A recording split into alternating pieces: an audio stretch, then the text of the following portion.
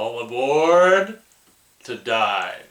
Hello, huge movie fanatic Nate stopping on by. I'm coming at you this time for a brief little video here about basically finalized special features of the, is it Scorpion? Such an insightful video I'm making here. I'm pretty sure it's in the Scorpion video or whatever that's putting out the new Blu-ray of Terror Train, and what they're calling, what they're saying is a new 2K master, which is very exciting. Being, a huge fan of this movie, it is actually one of my favorite slasher films. I think it's absolutely fantastic. Jamie Lee Curtis at her prime. It's just this really quaint Canadian production. I really like it, and it's got this really cozy, cold, really cozy feel in this bitter cold winter, and being in the cozy train cars of death and stuff like that. There's so many things I love about this movie. So it is exciting that people that missed out on the opportunity to get the absolutely fantastic Scream Factory Blu-ray, which is now out of print, now they're going to have the opportunity to get in a version which actually might even be better, but as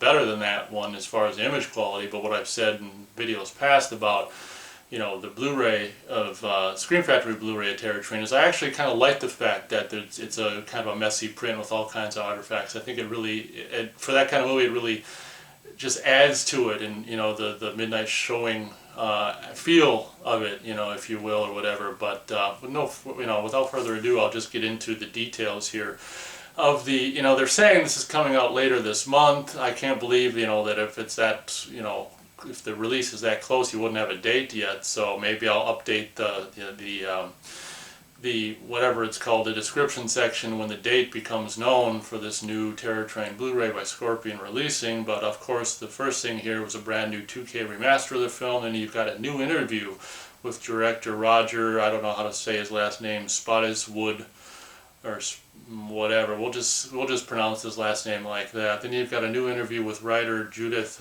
Rasko. Why can't these people have names that I can pronounce? Rasko. And all what they're saying, all legacy special features from Scream Factory's release of the film will also be included. So it's kind of a win-win. Even, it's almost a win-win for people that didn't get a chance to pick up the Scream Factory version, because you've got all the features on that were in addition to these new Scorpion ones. Here's what's probably newly commissioned, well, I can only imagine, newly commissioned cover art, which I'm sure comes facing out on this release. From what I can see on this news snippet blurb that I'm seeing online, is you're probably going to have the option, of course, for reversible cover art, and that's obviously what I'm going to do with the original fantastic classic poster.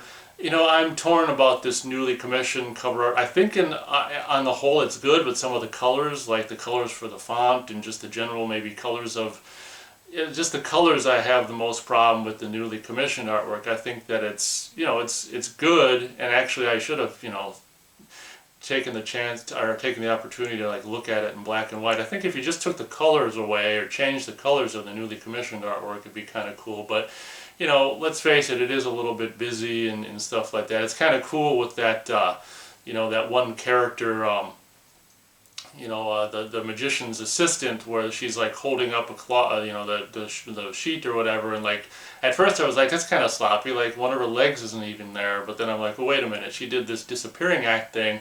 So I'm like, oh, well, that was probably intended. So, on the whole, I think the newly commissioned artwork is okay, maybe a bit busy, but I do like the likenesses of the characters, I think, are captured relatively well. My only problem with the newly commissioned art, once again, is just the colors. Some of the color choices, I think, are just completely, it's like a Barney Terror Train cover. It's, Barney as in the purple dinosaur, I mean.